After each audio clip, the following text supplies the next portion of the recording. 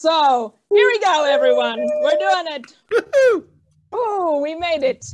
All right, everyone. I read an article the other day. It was a Psychology Today article, and the headline of it was, "Sorry, but your ex probably isn't a narcissist." So breaking news, everyone. Psychology Today has narcissists on their payroll. Watch out. My question to the Psychology Today people is, oh, really? If that's the case, then what's wrong with them? If they're not a narcissist, what's wrong with them? Because I like everyone. I really do. I sometimes will feed the rats in the gutter in DC on my way home because they just seem to really want something. So I really do. I truly do like everyone. I think it's because I have a background in PR, in public relations. If you don't know, PR teams can spin everything. When I worked for a PR firm, we had to go to media training where we learned how to answer questions by not really answering the question, but kind of circling around the question.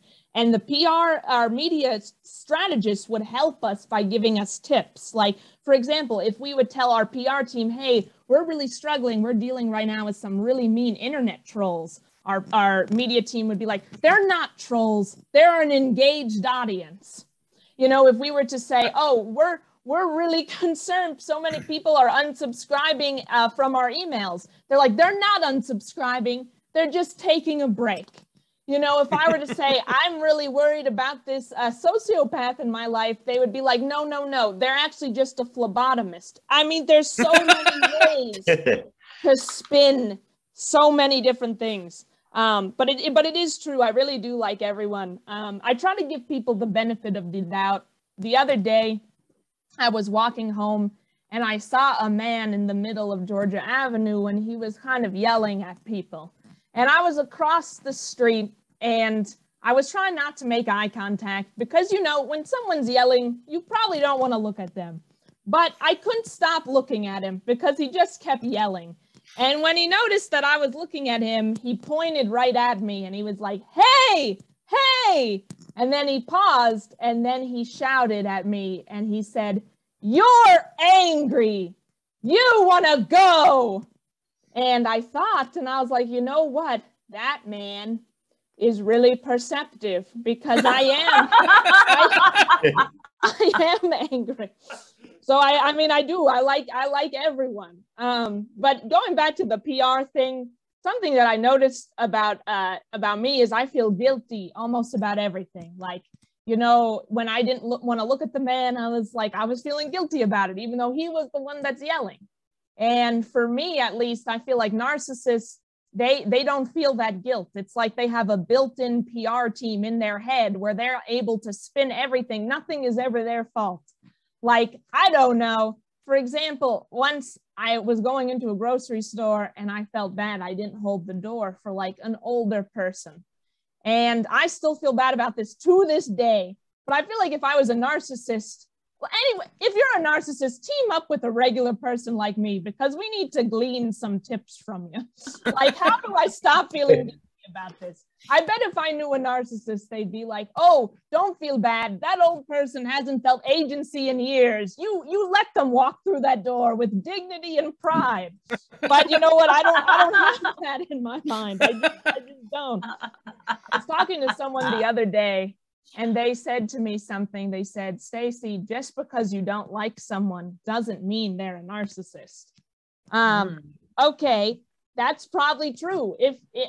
If they were a narcissist, I'd probably like them more, honestly, because narcissists are very likable. Why is it that the narcissists are likable? It's because I've given this a lot of thought. Narcissism is part of a personality disorder called cluster B personality. If you haven't heard of it, now you have. Cluster B. That doesn't sound like a medical problem. That sounds like something cool. Like whenever I've had a medical problem, it's always sounded terrible, like pink eye or hand, foot, and mouth disease or a UTI. Where is my cool problem? But if you're a narcissist, you get to be cluster B, which actually sounds like a band. Like it sounds like a heavy metal band. Like I can just imagine a bunch of those guys coming on stage and be like, we're cluster B and we're ready to rock. Your foundation to the core. Get ready as we destroy your life. That's what I imagine cluster B to be like. Anyway, just a note to the medical community out there, maybe rename it to something that's just bad. I was thinking a lot about toxic people the other day, and it made me realize that toxic people love to say the phrase forgive and forget. They love to say forgive and forget. Did you all know, this is actually a piece of trivia, did you all know that the first recorded instance of the phrase forgive and forget was said by O.J. Simpson?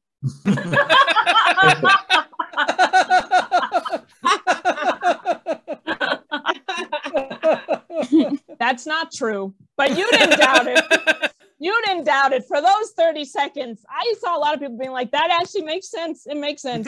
But no, it wasn't said by him. It was said by Richard Nixon. That's not true either. We can just keep swapping out toxic people all day long and it all makes sense. You know, I've been talking a lot about narcissists, and my therapist wants me to stop diagnosing people. But, you know, what a narcissist to tell me what to do. I don't even listen to her. No, my therapist, for real though, my therapist is a saint and she knows what she's talking about. But when you start going to therapy, therapy answers a lot of questions for you about your life, but it also begins to ask a lot of questions about you. Like you begin to think to yourself like, oh, is my old boss a sociopath, or am I just a very overly sensitive person? Am I antisocial, or are the people around me just horrible? Is this appointment in network or is it out of network? You begin to ask a lot of questions, questions that need answers. But for real though, you know, there are so many toxic people out there, and some of them really try to get you coming and going. The other day, actually, this happened just yesterday. I live in an apartment building, and in my apartment building, we have a way to communicate with all the residents in the building, like a message system. And someone posted on this board and was like, someone here stole my package. My package was marked as delivered, and someone has taken it. And I need it back. And it really got me thinking, like some people, I understand that missing a package is sometimes debilitating, but some people really are beginning to get so acclimated to having packages right at their doorstep. They're treating their missing packages like missing children, basically.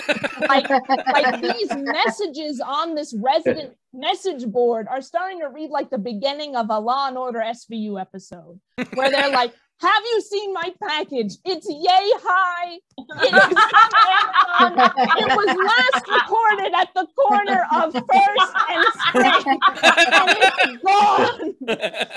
It's like, what's going? It's just a package. This isn't your child. It's like any second now, Liam Neeson's gonna come out and be like, I know you have the package, and let me tell you, I will find you and kill you. But you know what? I have one piece of advice for all these package people. One piece only. And that is forgive and forget. Okay, there are a lot of problems. Everyone, you have been a wonderful audience. You have been nothing short of spectacular. I have been Stacey Axler.